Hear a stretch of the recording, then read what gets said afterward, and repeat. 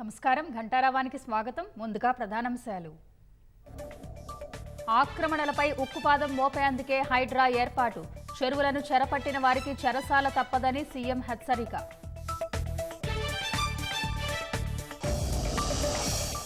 Yadadri thermal విద్యుత్ కేంద్రాన్ని సందర్శించిన మంత్రులు. వచ్చే ఏడాది మార్చికి 4000 మెగావాట్ల ఉత్పత్తి లక్ష్యమని వెల్లడి. వరద ప్రభావిత ప్రాంతాల్లో కేంద్ర బృందం పర్యటన. రైతులతో మాట్లాడి నష్టంపై అంచనా.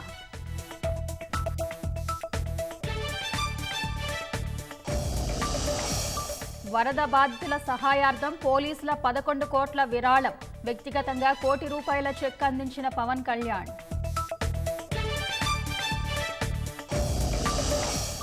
అక్రమ నిర్మాణాల కూల్చివేతలపై ప్రభుత్వానికి హైడ్రా నివేదిక.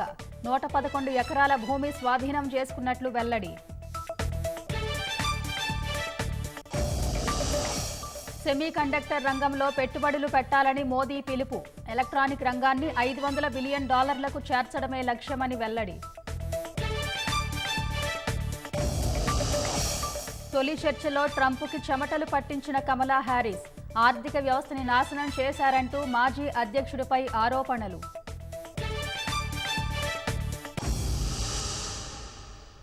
చెరువులు చెరపట్టిన వారికి చెరసాల తప్పదని సీఎం రేవంత్ రెడ్డి హెచ్చరించారు. కబ్జాదారులు ఎంత గొప్ప వ్యక్తులైనా వదిలిపెట్టే ప్రసక్తే లేదని ముఖ్యమంత్రి స్పష్టం చేశారు. మూసీ ఆక్రమణదారుల్లో పేదలకు పునరావాసం కల్పిస్తామని భరోసా ఇచ్చారు. హైదరాబాద్, తెలంగాణ పోలీస్ అకాడమీలో జరిగిన శిక్షణ పొందిన ఎస్ఐల పాసింగ్ అవుట్ పరేడ్కు ముఖ్య అతిథిగా హాజరైన సీఎం సైనిక్ స్కూళ్ల తరహాలో పోలీసు స్కూళ్లు ఏర్పాటు చేస్తామని ప్రకటించారు. హైదరాబాద్ పోలీస్ అకాడమీలో శిక్షణ పూర్తి చేసుకున్న ఎస్ఐల పాసింగ్ అవుట్ పరేడ్కు హాజరైన సీఎం చెరువులు ఆక్రమించిన వారు ఎంతటి వారైనా వదిలిపెట్టే ప్రసక్తే లేదని హెచ్చరించారు. కొంతమంది డబ్బున్న పెద్దలు విల్లాలు కట్టుకుని డ్రైనేజీని గండిపేట చెరువులో కలుపుతున్నారని ఆగ్రహం వ్యక్తం చేశారు. నీటి వనరుల్లో తిష్టవేసిన ఆక్రమణదారులు తక్షణం వదిలిపెట్టిపోవాలని సూచించారు.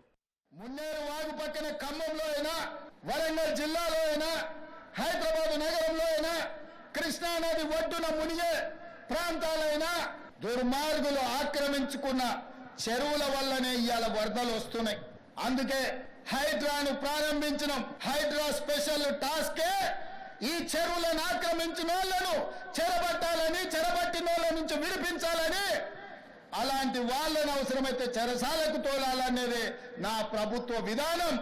అందులో ఎంత గొప్ప వ్యక్తులున్నా, ఎంత మహామహులున్నా వాళ్ళు చెరువులను వదలక తప్పదు. అందుకే ఈ వేదిక మీద నుంచి గొప్ప వ్యక్తులకు నేను విజ్ఞప్తి చేస్తున్నా, అయ్యా ఆక్రమించుకున్న చెరువులను మీరే వదలండి, గౌరవంగా పక్కకు తప్పుకోండి, నీటిపారుదల శాఖకు అప్పగించండి, మీకేం కావాలనో పోయి దూరంగా కట్టుకోండి. లేకపోతే ఉన్న పలంగా నేల మట్టం కూలగొట్టే బాధ్యత నేను తీసుకుంటా. ఇలా ఎఫ్టీఎల్లో కానీ బఫర్ జోన్లో కానీ నాలాలలో అక్రమంగా నిర్మాణాలు ఏవైతే ఉన్నాయో వాటన్నిటినీ నిరభ్యంతరంగా మేము తొలగిస్తాం. మీరు తాత్కాలికంగా కోర్టుల నుంచి ఏమన్నా తెచ్చుకున్నా న్యాయస్థానాలలో కూడా కొట్లాడి ఆ స్టేలను వెకేట్ చేయించి మీరు ఆక్రమణలు తొలగిస్తాం. రాష్ట్రంలో వ్యసనాలకు తావులేదని, మత్తు పదార్థాలపై ఉక్కుపాదం మోపాలని కొత్త ఎస్ఐలకు సూచించారు. అనంతగిరి కొండల్లో పుట్టిన మూసీ నది కాలుష్య కాసారంగా మారడంపై ఆందోళన వ్యక్తం చేసిన ఆయన మూసీ రివర్ ఫ్రంట్ డెవలప్మెంట్ ద్వారా శుద్ధి చేస్తామని వెల్లడించారు. నది వెంట గుడిసెలు వేసుకున్న పేదలకు డబుల్ బెడ్రూమ్లు ఇస్తామని భరోసా ఇచ్చారు. మూసీ పరివాహక ప్రాంతంలో పేదలు ఆక్రమించుకొని ఉన్నారు. జిల్లాల నుంచి వచ్చి ఇల్లు కట్టుకొని ఉన్నారు. రూపాయి కూడబెట్టి గుడిసెలేసుకొని బ్రతుకుతున్నారు. వాళ్ళ పట్ల మానవత్వంతో వ్యవహరిస్తుంది ప్రభుత్వం. మూసీ నాలలో ఉన్న శాశ్వత నివాసదారులు ఎవరైతే ఉన్నారో వాళ్ళందరికీ డబుల్ బెడ్రూమ్ ఇల్లు ఇచ్చే బాధ్యత ఈ రాష్ట్ర ప్రభుత్వం తీసుకుంటుంది. దాదాపుగా 11,000 మంది అక్కడ ఇల్లు ఉన్నాయి. ప్రతి వాడికి 11 కాదు, అవసరమైతే 12,000 మంది అయినా ప్రతి వాడికి డబుల్ బెడ్రూమ్ ఇల్లు ఇచ్చి వాళ్ళని ఆత్మగౌరవంతో బ్రతకటట్టు ఈ ప్రభుత్వం పునరావాసం కల్పిస్తుంది. అదే విధంగా ప్రభుత్వ భూముల్లో లేకపోతే ప్రైవేట్ భూముల్లో అనుమతి లేకుండా కట్టుకున్న వాళ్లకు వాళ్ళని ఏదైనా రెగ్యులరైజ్ చేయడానికి స్కీమ్ ఉంది. కానీ ఎఫ్టీఎల్ బఫర్ జోన్ నాలాల వాటికి రెగ్యులరైజేషన్ స్కీమ్ లేదు. ఇవ్వాలి, కాకపోతే రేపైనా వాటిని తప్పకుండా తొలగిస్తాం.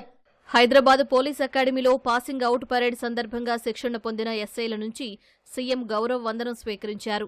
మెరుగైన ప్రదర్శన చేసిన వారికి మెడల్స్ అందించారు. సైనిక స్కూళ్ల తరహాలో పోలీసుల పిల్లల కోసం హైదరాబాద్, వరంగల్లో పోలీస్ పాఠశాలలు ఏర్పాటు చేస్తామని వెల్లడించారు. అనంతరం పోలీస్ అకాడమీలో కొత్తగా ఏర్పాటు చేసిన క్రీడా భవనాన్ని ప్రారంభించిన సీఎం హైదరాబాద్ సిపి సివి ఆనంద్తో కలిసి సరదాగా బ్యాడ్మింటన్ ఆడారు.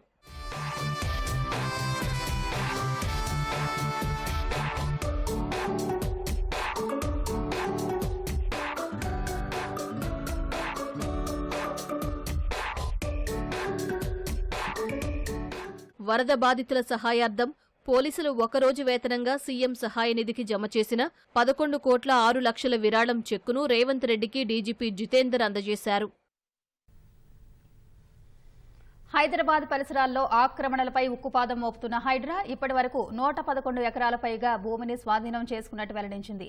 మొత్తం 23 ప్రాంతాల్లో ప్రభుత్వ స్థలాల్లో కట్టిన 262 అనధికారిక నిర్మాణాలు కూల్చేసినట్టు నివేదించింది. 2 నెలలుగా చెరువుల ఎఫ్టీఎల్ బఫర్ జోన్లలో అక్రమ నిర్మాణాల పనిపడుతున్న హైడ్రా నిబంధనలకు విరుద్ధంగా ఉన్న నిర్మాణాలను నేలమట్టం చేసింది. రామ్నగర్ మణెమ్మ గల్లీలో 3, గగన్ పహాడ్ అప్పా చెరువులో 14, అమీన్పూర్ పెద్ద చెరువు పరిధిలో 24, మాదాపూర్ సున్నం చెరువులో 42, దుండిగల్ కత్వా చెరువు పరిధిలో 13 అక్రమ నిర్మాణాలను నేలమట్టం చేసినట్లు హైడ్రా వెల్లడించింది. అత్యధికంగా అమీన్పూర్లో 51 ఎకరాలు, మాదాపూర్ సున్నం చెరువులో 10 ఎకరాల ప్రభుత్వ స్థలాన్ని స్వాధీనం చేసుకున్నట్లు హైడ్రా పేర్కొంది. భూ ఆక్రమణల నేపథ్యంలో రాజన్న సిరిసిల్ల జిల్లా వేములవాడలోని మూలవాగు వెంబడి అధికారులు సర్వే నిర్వహించారు. జిల్లా కలెక్టర్ ఆదేశాలతో సర్వే నిర్వహించి బఫర్ జోన్కు హద్దులు నిర్ణయించారు. వాగు వెంబడి గతంలో సర్వే నిర్వహించిన అధికారులు సుమారు 40 ఇళ్ల వరకు కట్టడాలను గుర్తించారు. అక్రమ కట్టడాలపై సర్వేతో కబ్జాదారుల్లో ఆందోళన నెలకొంది. సర్వే నివేదికను ఉన్నతాధికారులకు అందించనున్నట్లు అధికారులు తెలిపారు.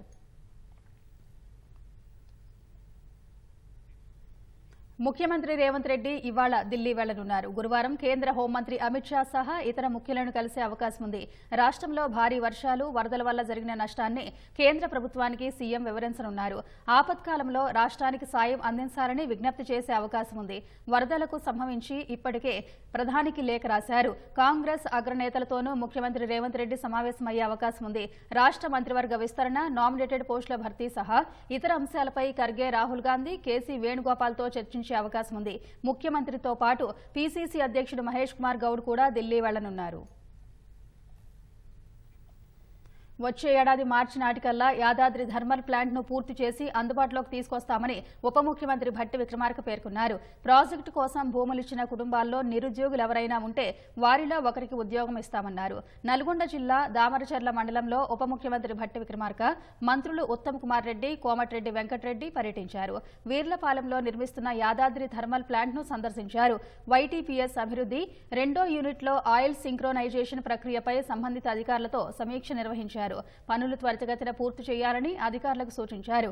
4,000 మెగావాట్ల విద్యుత్ ఉత్పత్తి చేయడమే లక్ష్యంగా పెట్టుకున్నట్టు భట్టి తెలిపారు.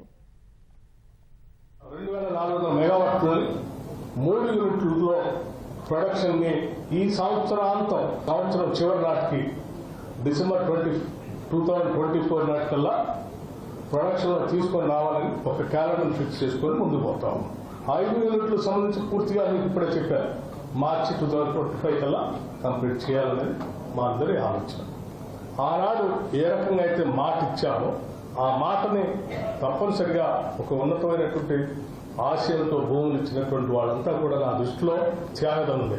వారిని సహేతుకంగా లెక్కగట్టి ఆయా కుటుంబాల్లో ఎవరెవరైతే నిరుద్యోగ యువతీ యువకులు ఉన్నారో వాళ్ళందరికీ ప్రాధాన్యత ఇస్తూ ఇక్కడ ఉద్యోగ అవకాశాలు కల్పించడం కోసం ఇక్కడ నుంచే ఆదేశాలు ఇవ్వటం కూడా జరిగిందని ఈ సందర్భంగా ఈ ప్రాంత ప్రజలందరికీ తెలియజేస్తా ఉన్నాం.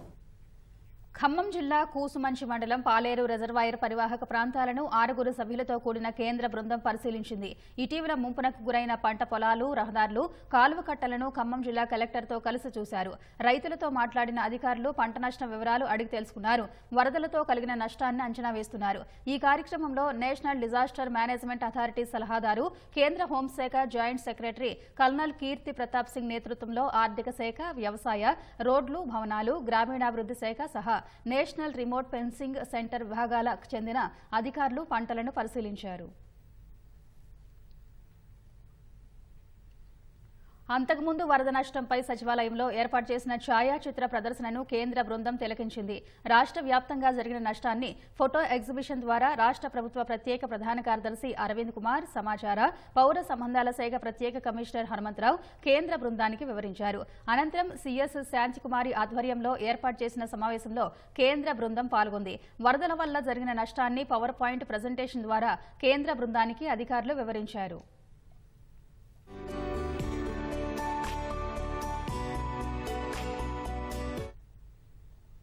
భద్రాచలం వద్ద గోదావరి నీటిమట్టం క్రమంగా పెరుగుతోంది. ప్రవాహం 50.6 అడుగులకు చేరింది. ప్రస్తుతం రెండో ప్రమాద హెచ్చరిక కొనసాగుతుంది.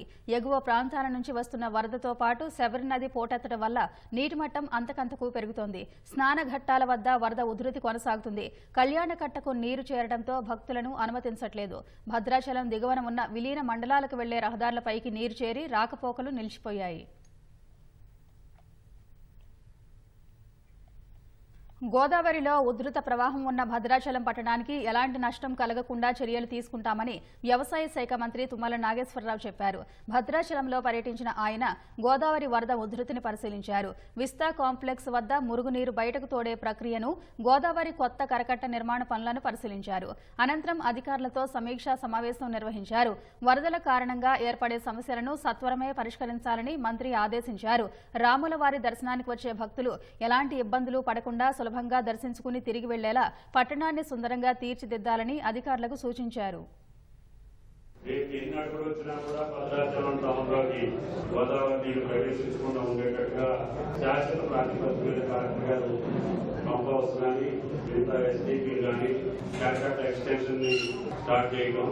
దానివల్ల సుభాష్ నగర్ కానీ బయట నుంచి మనకి అటు నుంచి వచ్చే నీళ్లు రాకుండా భద్రాచల పట్టణాన్ని కాపాడుకోవడం జరిగింది.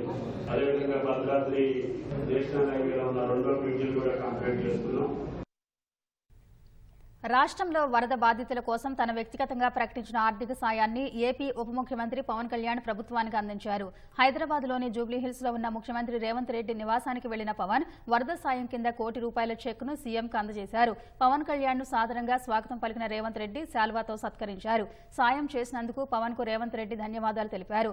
సినీ నిర్మాతలు దిల్ రాజు, సూర్యదేవరన్ నాగవంశీ ₹25 లక్షల చొప్పున విరాళాల చెక్కులను రేవంత్ రెడ్డికి అందజేశారు.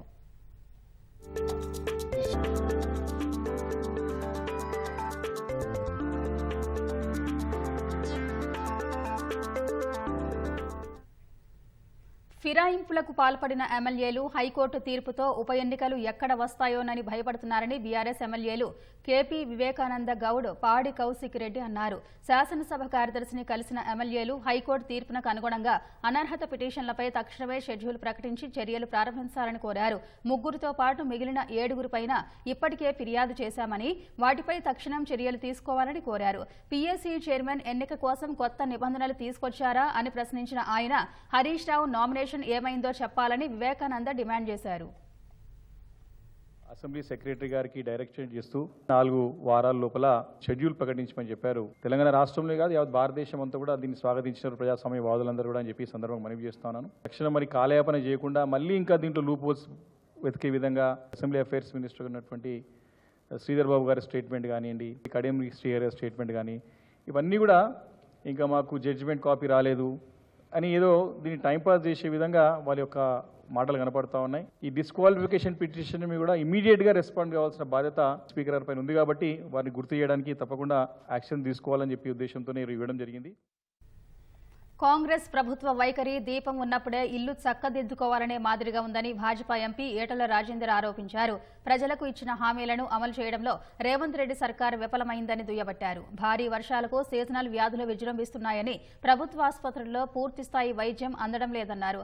దవాఖానాల్లో పనిచేసే కాంట్రాక్ట్ అవుట్ సోర్సింగ్ ఉద్యోగుల జీతాలు చెల్లించడం లేదని విమర్శించారు. ప్రజా సమస్యలు పట్టించుకోని ఏ ప్రభుత్వమైనా ప్రజాక్షేత్రంలో ఎక్కువ కాలం నిలవదని హితవు పలికారు.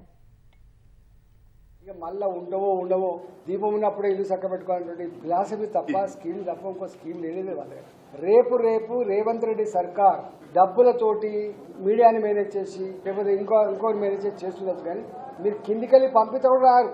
ప్రజాక్షేత్రం నుంచి తప్పించుకునేటువంటి సత్తా లేదు. అన్ని రంగాల్లో ఇచ్చిన హామీలు అమలు చేయకుండా విఫలమైనటువంటి, అతి తక్కువ కాలంలో విఫలమైనటువంటి ప్రభుత్వం ఏదంటే రేవంత్ రెడ్డి ప్రభుత్వం.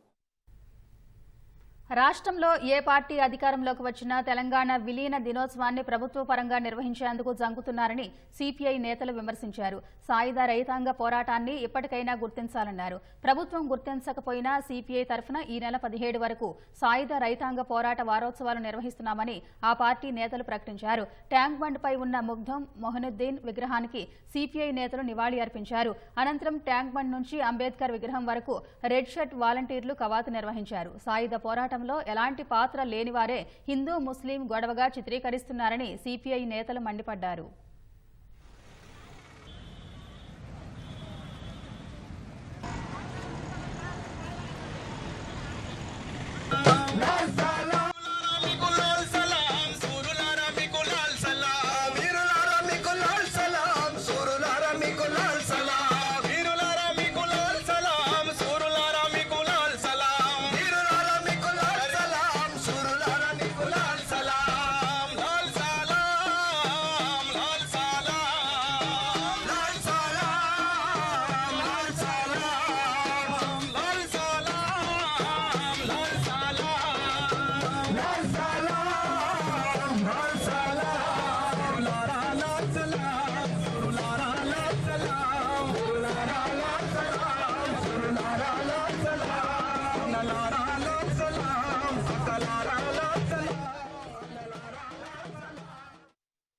మాత్రం బాధ్యత ఉంటే తెలంగాణ సాయుధ పోరాటాన్ని అధికారపరమైన గుర్తు ఒక మాట చెప్పండి, అప్పుడు అర్థమవుతుంది.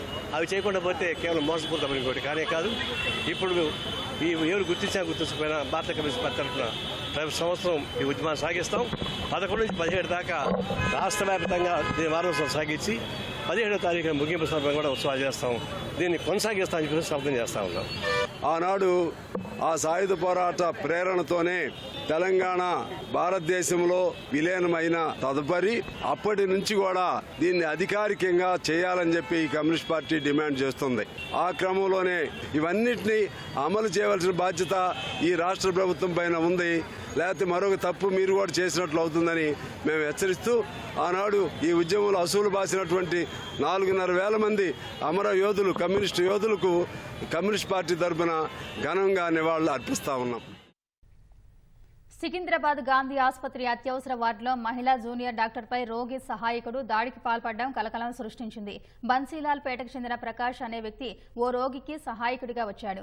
ఈ క్రమంలో వైద్యురాలి చేయి పట్టుకుని దాడికి యత్నించినట్టు తెలుస్తోంది. ఈ దృశ్యాలు అక్కడ సీసీటీవీలో రికార్డయ్యాయి. జూనియర్ డాక్టర్ల ఫిర్యాదుతో నిందితుడిని పోలీస్ స్టేషన్కు తరలించి కేసు నమోదు చేశారు. భారత ఎలక్ట్రానిక్ రంగాన్ని ప్రస్తుతం ఉన్న $150 బిలియన్ నుంచి $500 బిలియన్ చేర్చడమే తమ లక్ష్యమని ప్రధాని నరేంద్ర మోదీ స్పష్టం చేశారు. ప్రపంచంలోని ప్రతి డివైస్లోనూ భారత తయారీ చిప్ ఉండాలనేది తమ కల అని వివరించారు. ఉత్తరప్రదేశ్లోని గ్రేటర్ నోయిడాలో జరుగుతున్న సెమీకాన్ ఇండియా సదస్సును ప్రధాని మోదీ ప్రారంభించారు. ఈ సందర్భంగా అక్కడ ఏర్పాటు చేసిన వివిధ స్టాళ్లను ఆయన పరిశీలించారు. భారతీయ సెమీ కండక్టర్ రంగంలో పెట్టుబడులు పెట్టాలని పారిశ్రామికవేత్తలను ఆయన ఆహ్వానించారు. పెట్టుబడిదారులు సరైన సమయంలో సరైన ప్రదేశంలో ఉన్నారని చెప్పారు. సెమీ కండక్టర్ల రంగంలో భారత్కు 1,50,000 కోట్ల విలువైన పెట్టుబడులు వచ్చాయని, వాటిలో కొన్ని పురోగతిలో ఉన్నాయని వివరించారు. आपको एक इंटीग्रेटेड इकोसिस्टम देता है. भारत के डिजाइनर्स, उनके जबरदस्त टैलेंट को तो आप भली भांति जानते हैं. डिजाइनिंग की दुनिया में 20% टैलेंट का योगदान भारत करता है और इसका निरंतर विस्तार हो रहा है. हम 85,000 टेक्नीशियंस, इंजीनियर्स और R&D एक्सपर्ट्स की सेमी कंडक्टर वर्कफोर्स तैयार कर रहे हैं. भारत का फोकस अपने स्टूडेंट्स और प्रोफेशनल्स को सेमी कंडक्टर इंडस्ट्री रेडी बनाने पर है. జాతి వ్యతిరేక మాటలు మాట్లాడడం, దేశాన్ని ముక్కలుగా చేసే శక్తులకు మద్దతు ఇవ్వడం కాంగ్రెస్ కు రాహుల్ గాంధీకి అభిరుచిగా తయారైందని కేంద్ర హోంమంత్రి అమిత్ షా ఆరోపించారు. జమ్మూ కశ్మీర్లో నేషనల్ కాన్ఫరెన్స్ పార్టీ చేస్తున్న దేశ వ్యతిరేక, రిజర్వేషన్ వ్యతిరేక ఎజెండాలకు మద్దతు ఇచ్చిన విదేశీ వేదికలపై భారత వ్యతిరేక వ్యాఖ్యలు చేసిన రాహుల్ ఎల్లప్పుడూ దేశ భద్రత, ప్రజల మనోభావాలను దెబ్బతీస్తూనే ఉన్నారని మండిపడ్డారు. ప్రాంతీయత, మతం, భాషల ఆధారంగా దేశాన్ని చీల్చే కాంగ్రెస్ రాజకీయాలను రాహుల్ గాంధీ ప్రకటన బయటపెట్టిందని ఎక్స్ వేదికగా పేర్కొన్నారు. రిజర్వేషన్ల రద్దు గురించి మాట్లాడడం ద్వారా రాహుల్ గాంధీ కాంగ్రెస్ రిజర్వేషన్ వ్యతిరేక ముఖాన్ని మరోసారి తెరపైకి తెచ్చారన్నారు. రాహుల్ మదిలో మెదిలే ఆలోచనలే చివరిగా మాటలుగా బయటపడ్డాయి. దేశంలో బీజేపీ ఉన్నంతకాలం ఎవరూ రిజర్వేషన్లను రద్దు చేయడం గానీ దేశ భద్రతతో ఎవరూ చెలగాట మాడలేరని రాహుల్కు చెబుతున్నారని స్పష్టం చేశారు. అమెరికా పర్యటనలో ఉన్న రాహుల్ గాంధీ దేశ ప్రజాస్వామ్యంపై దాడి జరిగి అది బలహీనంగా మారిపోయిందని, దానిని నిలబెట్టేందుకు పోరాటం జరుగుతుందని వ్యాఖ్యానించారు.